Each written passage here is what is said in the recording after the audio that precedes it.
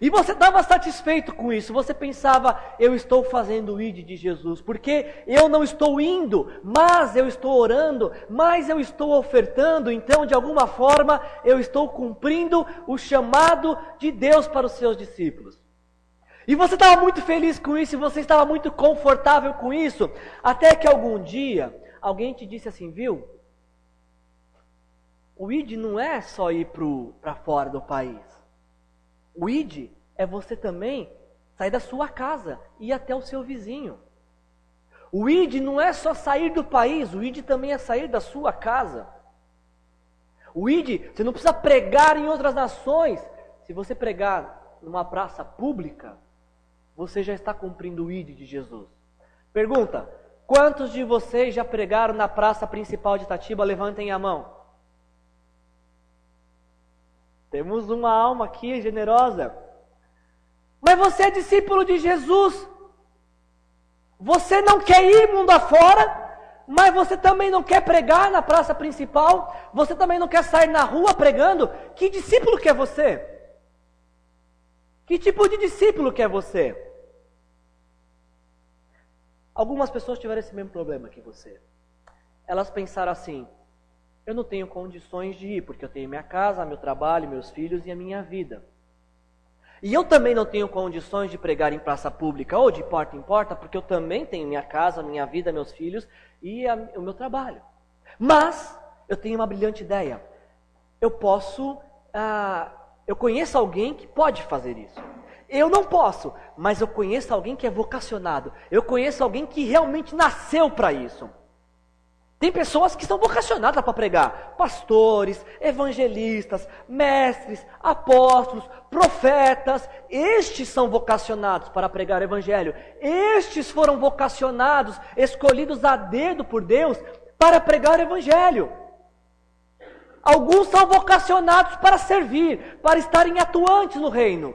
E outros são vocacionados para não fazer nada. Outros estão vocacionados para apenas ficar sentados e irem na igreja de vez em quando. Existem alguns que são vocacionados, estes sim, estes têm chamado, estes têm vocação, estes pregaram o evangelho. E quando eu conhecer alguém que eu quero que conheça o evangelho, eu levo até essas pessoas que eu conheço. Porque eu não nasci para isso. Eu não tenho vocação para isso. Eu tenho outras prioridades de vida. A gente vai precisar fazer essa seguinte pergunta nesta noite. Estamos falando sobre vocação. Quando nós falamos do ID, o que é o correto pensar? Que o ID é ir para fora do país e pregar o evangelho em todas as nações? Ou eu realmente obedeço esse mandato de discípulo, de ID, quando eu oro pelos missionários e oferto? Ou eu obedeço o ID, não saindo do país, mas às vezes saindo da porta da minha casa e falando com o meu vizinho sobre Jesus? Qual que é a interpretação correta desse ID?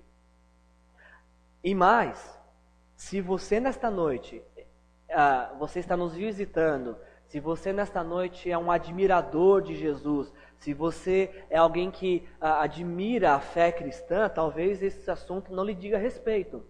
Porque Mateus 28, 16 a 20, são palavras de Jesus para os seus discípulos. Então você que é um admirador da fé cristã, um espectador, você que é um espectador, você que está apenas olhando, isso não é para você. Isso é para discípulos de Jesus.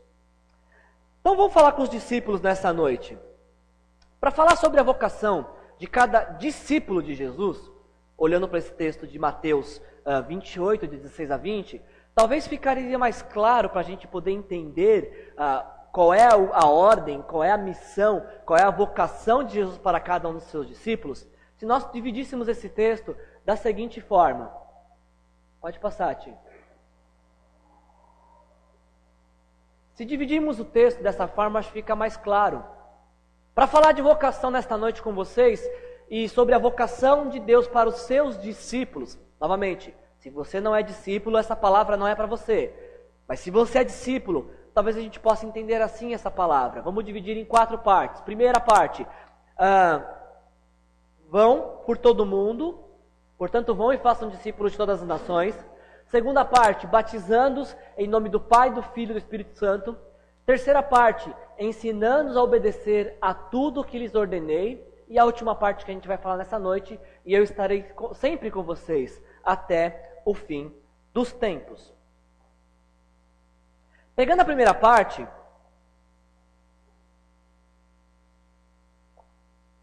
portanto vão e façam discípulos de todas as nações, para a gente saber se a gente deve ir para fora do país ou sair de casa, o grande segredo desse texto é essa palavra que está em vermelho ali. Vocês que leem grego, vocês podem ler em voz alta?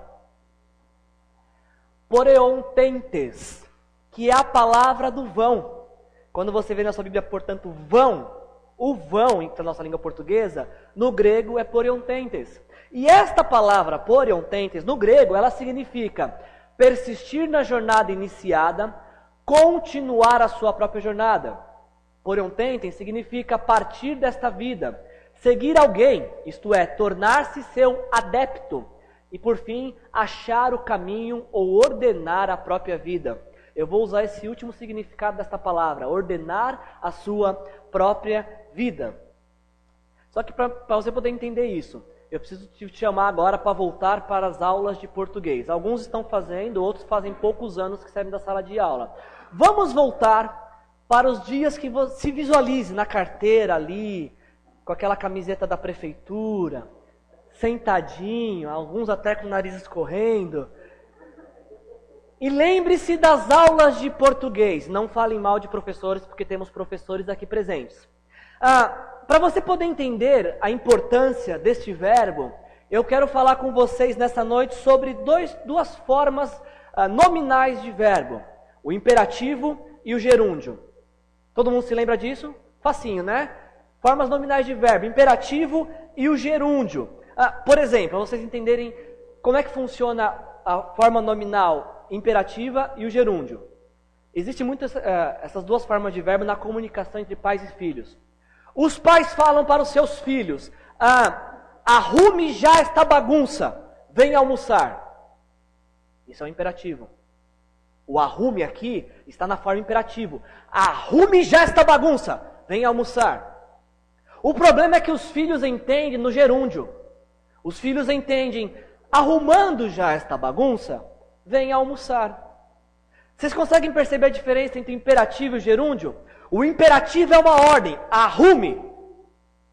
O gerúndio é uma forma contínua, arrumando. Ou seja, você vai arrumando e vai vindo, não tem pressa, a hora que der tempo você faz.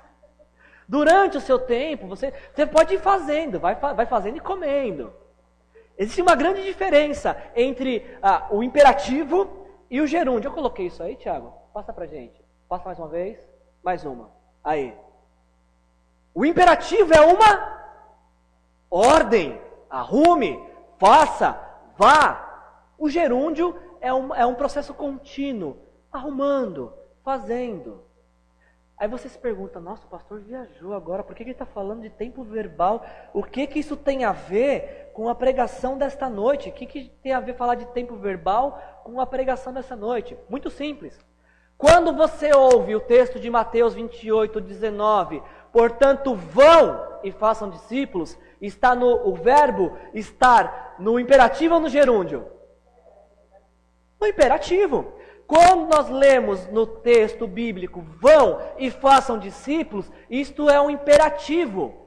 Na nossa língua portuguesa, esse texto está no imperativo. Portanto, se você é discípulo de Jesus, você tem que ir, você tem que fazer discípulos, isso é uma ordem. E se você não obedece essa ordem, você está em negligência, você está em desobediência. Porém, no grego, este verbo não está no imperativo. No grego, esse texto está no gerúndio. Nossa, o que muda? Que tão brilhante muda isso? Simples. Esse texto, se ele fosse traduzido na forma literal dele, ele seria traduzido assim, portanto, indo, façam discípulos. Quando você pega o texto de Marcos, capítulo 16, 15, esse texto ficaria assim, falta um, é isso. Indo pelo mundo todo, pregue o evangelho a todas as pessoas. Isso se torna importante para a nossa compreensão dessa mensagem nessa noite, porque o id é uma ordem, mas o indo é um processo contínuo e ininterrupto.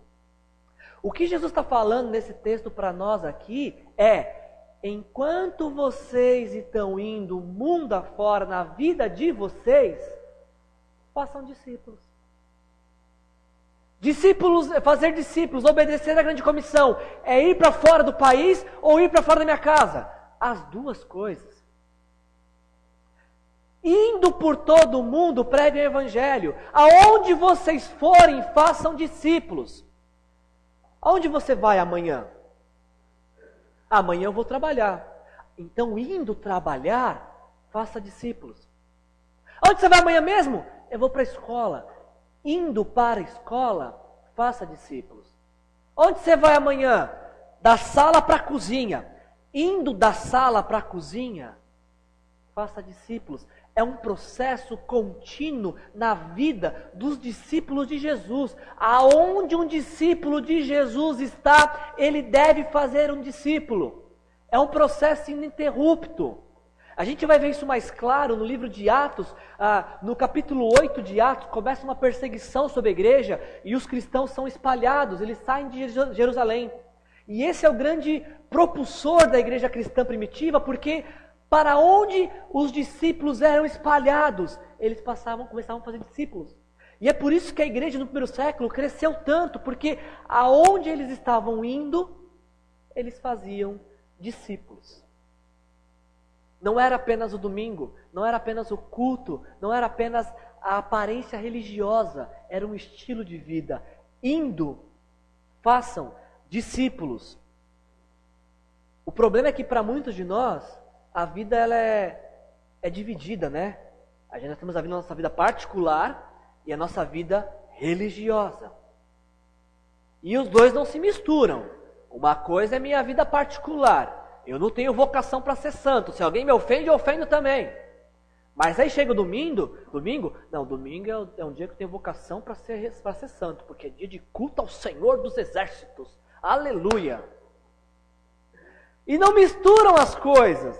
Você quer que eu te provo como que a gente divide a nossa vida entre particular e religiosa, e de experiência de fé? Não sei se vocês já participaram de reunião de oração. E aí você faz um círculo de oração, aí vai orar uma pessoa, depois a outra, depois a outra.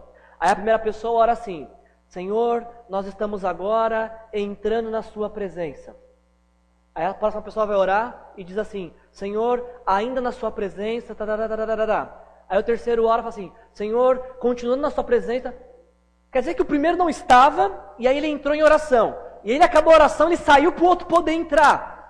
E o terceiro veio e estava perdido, não sabe onde estava, e ele vou entrar também. Vocês estão rindo porque vocês já ouviram isso, né? Talvez vocês já até fizeram isso, inclusive, né? Senhor, ainda na sua presença. Quer dizer que você em algum momento saiu da presença de Deus e aí você está voltando na oração? Quer dizer que é o ritual religioso, a prática religiosa que te leva à presença de Deus? Davi diz, no Salmo 139, versículo 7, Senhor, para onde eu poderei escapar do Teu Espírito?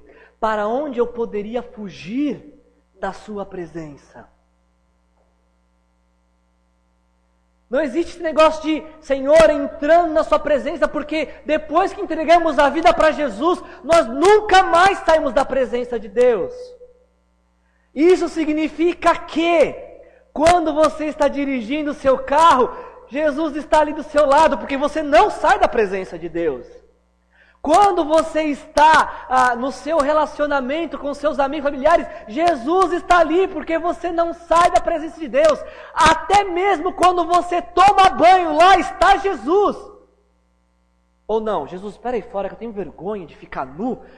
Enquanto eu tomo banho, fica lá de fora. Ou quando está acessando algo que não devia na internet, Jesus, você pode esperar ali do lado rapidinho, só quero ver uma coisa aqui. Ou um programa de televisão. Uma vez eu tive a triste infelicidade, seria engraçado se não fosse triste. Eu estava no carro com uma pessoa, a pessoa estava dirigindo, eu estava de passageiro. E estávamos falando, oh glória a Deus, aleluia, que bênção, que maravilha, aquele linguajar crente, né? E aí a pessoa fala assim, aí a pessoa toma uma fechada, a pessoa ficou tão brava, mas tão brava, ela fala assim, Jesus, espera 5 minutinhos. E começou a xingar e falar palavrão e gritar. Precisava sair da presença de Jesus para não poder falar palavrão no trânsito.